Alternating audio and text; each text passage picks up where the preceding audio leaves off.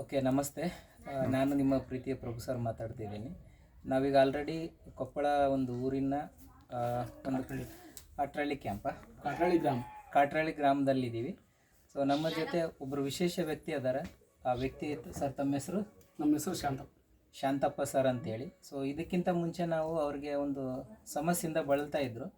ಇವಾಗ ಅದು ಭಾಳಷ್ಟು ಕಡಿಮೆ ಆಗಿದೆ. ಒಂದು 90% ಭಾಗ ಕಡಿಮೆ ಆಗಿದೆ.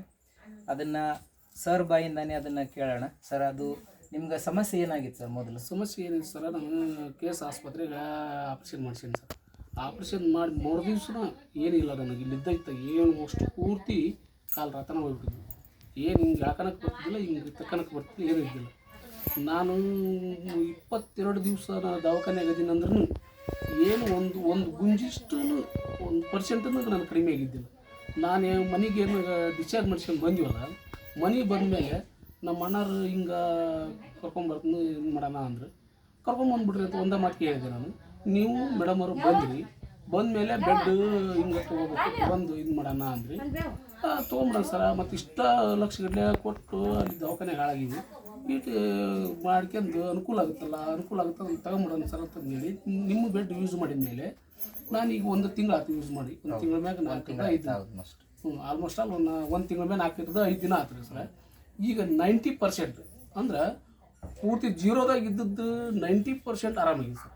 ಈಗೇನಿಲ್ಲ, ಈಗ ಒಂದು ಹುಡುಗ ಇದ್ದು ಸಾಕು. ಒಂದು ಹುಡುಗನ ಮ್ಯಾಗ, ಸಣ್ಣ ಹುಡುಗಿ 7-8 ವರ್ಷದ ಹುಡುಗಿ ಮ್ಯಾಗ ಕೈ ಇಕ್ಕೊಂಡು ನಾನು ಅಡ್ಡಾಡ್ತೀನಿ ಸರ್. ನಡೆದಾಡ್ತೀನಿ ಸರ್. ಮೊದಲು ಕೂಡಕ್ಕೂ ಕಷ್ಟ, ಕೂಡಕ್ಕೂ ಬರ್ತಿದ್ದಿಲ್ಲ. ಎದ್ದು ನಿಂತು ಹಿಂಗೆ ಕಾಲು ಮುಂದ್ಕೊಬಿಡವು. ಇವು ಬಿದ್ದೈತೆ ಸ್ವಾಧೀನ ಏನೂ ಇಲ್ಲ. ಈಗ ಏನೈತಿಲ್ಲ, ಕಂಪ್ಲೀಟ್ ಆರಾಮಾಗಿದೆ ಸರ್. ಇನ್ನು ಒಂದು 10% ಉಳ್ದೈತೆ. ಸ್ವಲ್ಪ ಕಾಲಶಕ್ತಿ ಬಂದ್ಬಿಟ್ರು ಇಲ್ಲಿದ್ದೈತಾಗ ಸ್ವಲ್ಪ. ನಾನು ಆಗಲೇ ಒಂದು ಹುಡುಗಿ ಕರ್ಕೊಂಡು ಅಡ್ಡಾಡ್ತಲ್ಲ, ಆ ಹುಡುಗಿ ಸಮೇತ ಬಿಟ್ಟು ಇನ್ನೊಂದು 15-20 ದಿವಸ ಆದ್ರೆ ನಾನು ಕಂಪ್ಲೀಟ್ ಅಡ್ಡಾಡ್ತೀನಿ ಸರ್. ಈಗ ಆರಾಮಾಗಿ ಎಲ್ಲ ಆರಾಮಾಗಿದೆ 90% ಆರಾಮ. 90% ಆದಷ್ಟು ಬಡನ ಇನ್ನೂ ಏನಾದ್ರು ಇನ್ನೂ 1 ತಿಂಗಳಲ್ಲಿ ಆಲ್ಮೋಸ್ಟ್ ಎಲ್ಲ ನಿಮ್ಮ ಸಮಸ್ಯೆಗಳು ದೂರ ಆಗಲಿ. ದೇವರು ನಿಮಗೂ ನಿಮ್ಮ ಕುಟುಂಬಕ್ಕೆ ಎಲ್ಲ ಒಳ್ಳೇದು ಮಾಡಿ.